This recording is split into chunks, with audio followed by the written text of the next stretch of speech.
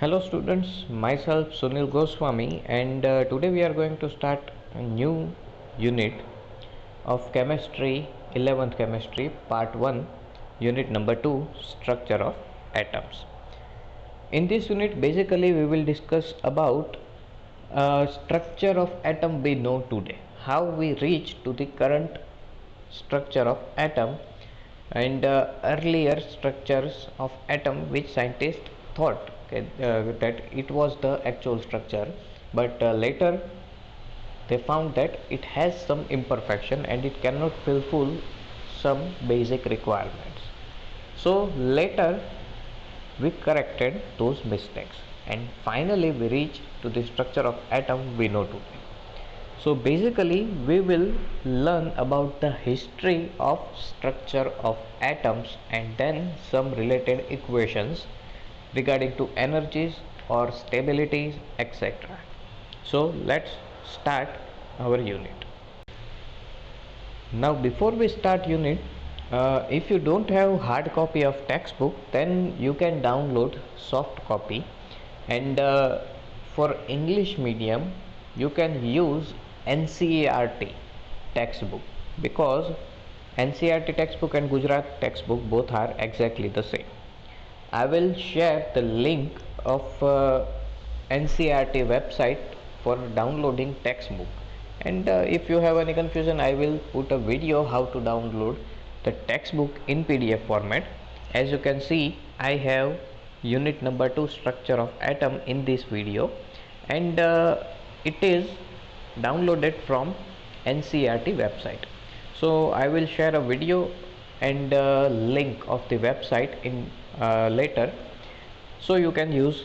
If you don't have hard copy of textbook, then you can get this. Now basic introduction part. So existence of atom has been proposed since the time of early Indian and Greek philosophers 400 BC, where the of the view that atoms are fundamental building blocks of matter. According to them, the continued subdivision of matter would ultimately yield atoms which would not be further divisible. That means if we continuously divide certain material, as for example suppose you have a piece of iron, and if you continuously start dividing it, eventually you will end up at atom. And in earlier days scientists thought that we cannot divide atoms further. It is the last possible smallest piece of material or matter, and you cannot further divide it, and that's why they gave it name atom, which means uncuttable or non-divisible. Now these earlier ideas were speculations, that means just the imagination of scientists or just the thought like that. They do not have any type of way to practically prove it. Okay, so these days these ideas remained dormant for a very long time. That means we do not have any method to verify that. That's why we had to accept that. So we assumed that atoms were uncuttable or we cannot further divide them. So that's why till the 19th century they accepted it as a truth. Now, atomic theory of matter was first proposed on the firm scientific basis of John Dalton, a British school teacher in 1808. His theory called Dalton's atomic theory and regarded the atom as the ultimate particle of matter. Dalton's atomic theory was able to explain the law of conservation of mass, law of constant composition, and law of multiple proportion very successfully. So in Dalton's theory, problem is Dalton assumed that atom as the ultimate particle of matter. So right now we know that atoms are not the ultimate particles of matter. Atoms are divisible. We can further divide them into subatomic particles like electron, proton, and neutron. But in earlier days, scientists were not familiar with this concept and they do not know whether atoms are divisible or not. They just assumed that atoms are indivisible, and Dalton's atomic theory was based on that basic assumption that atoms were indivisible and it is ultimate particle, you cannot further divide it. So although it can explain certain law for the atoms, but still this theory was imperfect because basis of this theory was incorrect. Okay, so however it failed to explain the results of many experiments. For example, it was known that substance like glass or ebonite, when rubbed with silk or fur, gets electrically charged.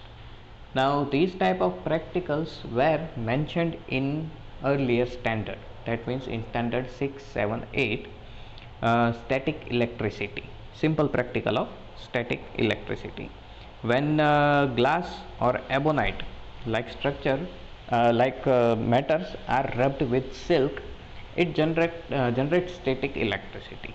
Okay, and in winter season, friction of hair with clothes generates spark, that means it generates weak electricity. So on the basis of Dalton's atomic theory, we cannot explain this phenomenon because it is based on electron transfer. When these type of materials were rubbed with each other, they will transfer electron from one material to other material, and because of this transformation we will see some charge on that substance. Now in this unit we start with the experimental observations made by scientists towards the end of 19th and the beginning of 20th century. This established that the atoms are made of subatomic particles, that is electrons, protons and neutrons, a concept very different from that of Dalton. Now you learned in earlier standards that the basic structure of atom is something like this. This will be the nucleus. Inside the nucleus, protons and neutrons are present, and around the nucleus, electrons are orbiting, just like our solar system. At the center we have sun, and different planets are orbiting around the sun. Okay, so this was the earlier right now we know that this is the structure of atom, but actually this is not exact structure of atom, although it is a simplified version to simply understand the structure of atom, but this is not the exact structure of atom. Atoms do not behave like our solar system. We will discuss about this in detail in later portion of this unit. Now our first point is discovery of subatomic particles, that means electrons, protons and neutrons. So an insight into the structure of atom was obtained from the experiments on the electrical discharge through gases. Before we discuss this result, we need to keep in mind basic rule regarding to the behavior of charged particles, and it is like charges repel each other and unlike charges attract each other. That means if we place two positive particles too close to each other, they will repel each other, and if we place two opposite charges, one plus and one minus, then it will attract each other. That means these two will move closer together and similar charges will move away from each other. Similarly, if you place two negative charges close to each other, they will repel each other. So like charges repels each other, unlike charges repels each other. So in 1830, Michael Faraday showed that if electricity is passed through the solution of electrolyte, chemical reactions occurred at the electrodes, which result in the liberation and deposition of matter at the electrode. Now what it represents? It is a simple practical of electrolysis. You will learn about this type of practicals in detail in 12th unit 3 electrochemistry. Okay, you will deeply understand it in next year, but right now let us understand what it means. So here is a representation of Michael Faraday's practical. So in simple term we can say that here we have different type of chemicals, electrolytes. That means these two, CuSO4 and ZnSO4, it is they are known as electrolyte. Now what is electrolyte? So electrolytes are compound made from ions. Simple example, NaCl. We know that NaCl salt contains Na plus and Cl minus ions. So normal nature of electrolyte is when we dissolve them in solution, they will liberate ions. That means when we dissolve NaCl in solution or water, that means our simple reaction will be NaCl when dissolved in water, it will liberate Na plus and Cl minus ion. So this is called electrolyte. NaCl is electrolyte, and similarly ZnSO4 and CuSO4 will give us same type of reaction. That means they will liberate ions Zn plus 2, SO4 minus 2, Cu plus 2 and SO4 minus 2. Now when we pass electricity from the solution of electrolyte like this, what will happen? These are called electrodes. Generally electrodes are metal, and in short we are doing a simple practical where we are dipping metal rods in electrolytic solution. As for example, let us assume we have solution of NaCl which contains Na plus and Cl minus ions. Now we placed two metal rods and now we are passing electricity through this solution. So let us assume, as we know, in a simple cell structure, okay, suppose this is a pencil cell, then as we know, one side is mentioned as positive, second side is mentioned as negative. Okay, so that means we have one positive end, one negative end in cell. So same type of situation will occur here. One of these two metal rods, which is known as electrodes, will give us positive charge and one will give us negative charge. Okay, that means one of the two electrodes will be positive, one of the two electrodes will be negative. Now what is mentioned in the law? So as mentioned here, regarding to behavior of charge particle, like charges repel each other and unlike charges attracts each other. Okay, so keep in mind, like charges repels and unlike charges attracts. So in this case Na is positive and Cl is negative. So that means Na will feel repulsion from positive charge and it will feel attraction towards the negative charge.